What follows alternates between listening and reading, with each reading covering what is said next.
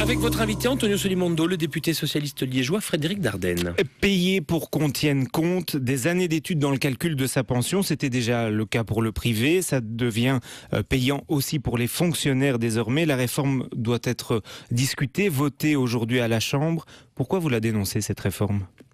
C'est d'abord, elle est pleine d'hypocrisie. Elle est pleine d'hypocrisie. En effet, il y a 2 ans, quand le ministre Baclen vient avec une première réforme sur la bonification, il dit ça n'influencera pas le calcul. Aujourd'hui, il revient avec une nouvelle réforme où on diminue l'impact dans le calcul. Première hypocrisie. Deuxième hypocrisie, les gens vont gagner.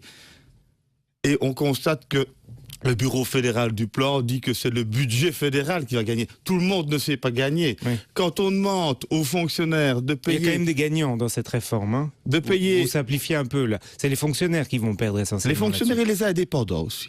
Les fonctionnaires et les indépendants vont perdre. Il y a une harmonisation vers le bas. C'est aussi quelque chose qu'on dénonce. Et c'est en fait toujours comme ça avec les réformes menées par ce gouvernement. C'est des réformes avec objectifs budgétaires sur le dos des futurs pensionnés, en l'occurrence ici essentiellement les fonctionnaires, car c'est eux qui sont le plus visés.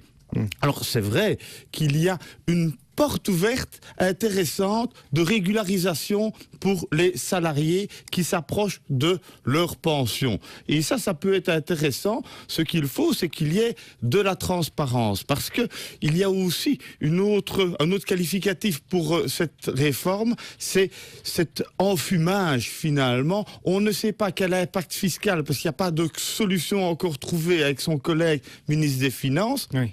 On ne sait pas si finalement les 1500 € payés par année vont permettre d'avoir plus ou pas de pension en net. Et je pense que là, toutes ces inconnues font que je pense que ce n'est pas une bonne réforme du tout. Oui. Donc on voit que vous n'êtes pas... catégorique, je dirais, sur le côté pessimiste ou le côté noir de la réforme. Il y a aussi des points positifs. Cette réouverture quand vous parlez de transparence, par exemple, le fait qu'on puisse aller consulter son solde sur le site officiel des pensions, c'est quelque chose de bien. La notion de pouvoir avoir un calcul de ce qu'on aura comme pension est évidemment quelque chose d'intéressant. Mais ce que je crains, c'est qu'on n'ait pas l'information disponible, surtout pour ceux qui sont encore loin de l'âge de leur pension. Parce qu'il y a encore tellement d'inconnus que même si l'application informatique est bien conçue, elle est sûrement perfectible, mais elle ne permettra quand même pas d'avoir la réponse à la question. Et donc, ça sera un peu la roulette russe. On mettra 1 fois, 2 fois, 5 fois 1500 € et peut-être que ça rapportera un jour. Oui, vous dénoncez le fait qu'on est dans une optique budgétaire, vous dites. Mais est-ce que c'est pas ça le nœud du problème des pensions? C'est qu'on n'arrivera plus à les payer si on ne réforme pas dans les prochaines années. C'est ce qu'on fait passer dans la tête des gens.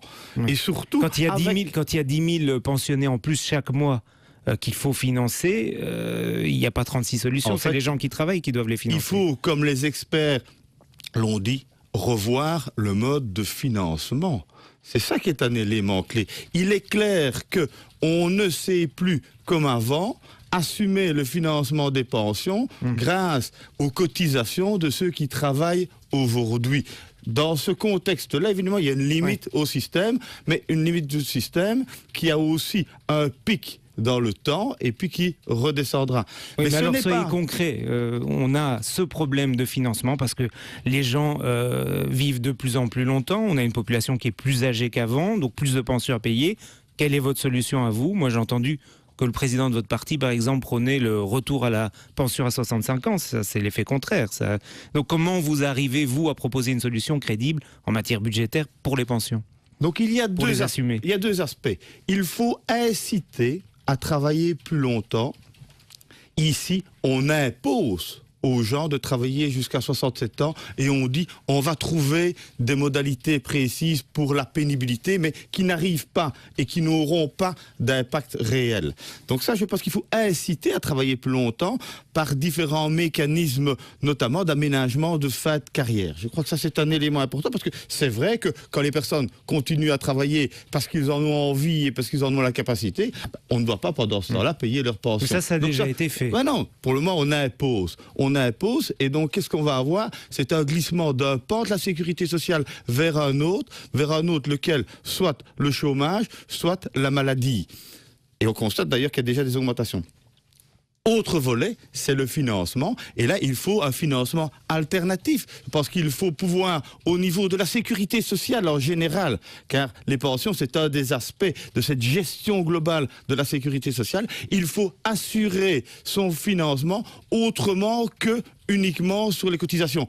On n'est pas uniquement sur les cotisations, le système a déjà évolué, mais il doit encore plus évoluer. Il faut que l'ensemble des ressources contribuent au financement de la sécurité sociale et notamment des pensions. Alors Frédéric Dardenne, l'élection est un peu passée inaperçue ce week-end, mais on a renouvelé la direction de la Fédération liégeoise du PS qui était beaucoup mis en question ces derniers temps. Jean-Pierre Hupkens est le nouvel homme fort du PS à Liège, c'est un bon choix? Vous pensez qu'il va assainir les choses? Ah, je l'espère. Il a été élu. C'était pas votre choix principal, hein. Élu. C'est pas lui que vous avez soutenu. Je n'ai soutenu qu'une chose, c'est la mobilisation militante, et je pense qu'on peut être satisfait. Il y a plus de 4000 militants qui se sont déplacés pour aller voter pour le nouveau président, pour en tout cas les candidats à la présidence. Il a été élu.